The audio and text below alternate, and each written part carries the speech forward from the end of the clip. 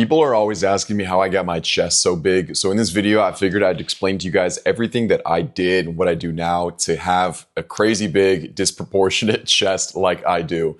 And just to clarify, it's not a bad thing. I think it's a great thing. A lot of bodybuilders in the past have had one like dominant muscle to their physique. Tom Platz, the quad father, Arnold, of course, he was kind of the chest guy a long time ago. So I think it's a good thing. And you should try to find out what your most dominant muscle is yourself if you can. So anyways, I've been training for 11 years myself, all natural. I've never taken anything. And the biggest thing that surprises people when it comes to describing my chest and what I did for myself to get it this big is that I didn't do anything for my chest that I did not do for the rest of my body.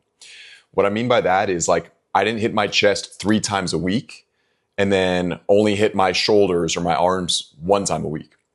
So I kept everything very proportionate and even in terms of my training. And I always have for my 11 years of lifting.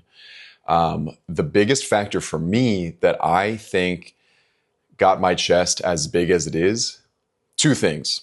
One is unfortunately genetics. And I say unfortunately, not because it's a bad thing, I wish I didn't have it this way, but I say it unfortunately because there's nothing you can do about that. There's nothing you can do about your genetics, whether it's your height, your insertions, or just the propensity that some parts of your body have to building muscle in the shape that they have. I remember when I was in high school, before I even started training and going to the gym, my chest always had a little bit of mass at the bottom down here.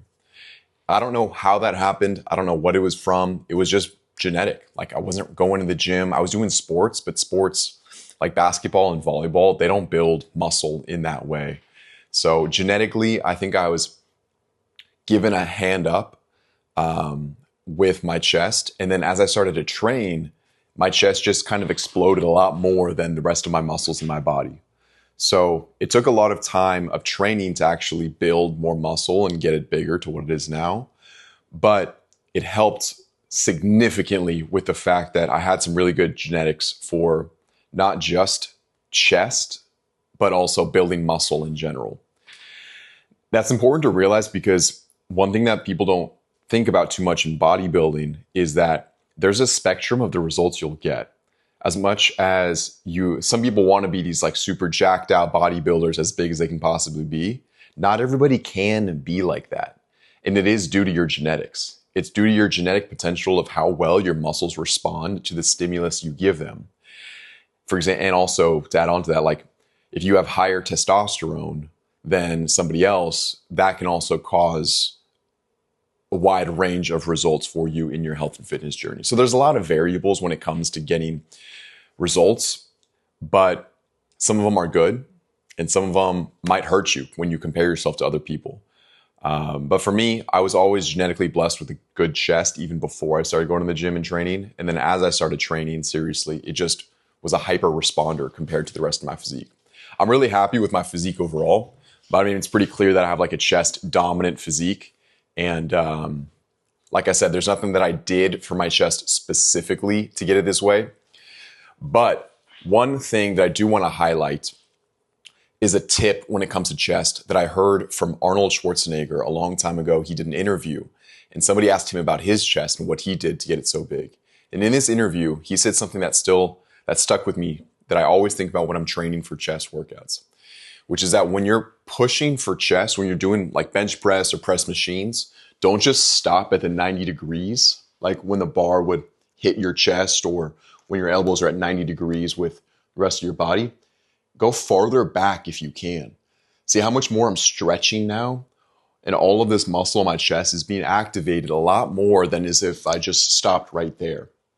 So if you can, let the weight hang and stretch back when you're pressing before you press back up on a flat bench, on dumbbell press, on incline machines, anything chest-related pressing. You can implement that methodology that Arnold said. And I think there's a lot of merit to it because when you do that, you allow the muscle to stretch and helps really build that 3-dimensional shelf, that mass at the bottom, that depth, rather than just the static, more limited range of motion pressing. So I've implemented that myself for a long time, 6-7 years since when I heard it the first time. And I think it's helped me a lot in combination with my genetic blessings for chest growth and hypertrophy to begin with. So it's a little combination of a few different things going on for me, but that's what I think has worked well for me. But also most importantly is just following like the bodybuilding hypertrophy progressive overload style training.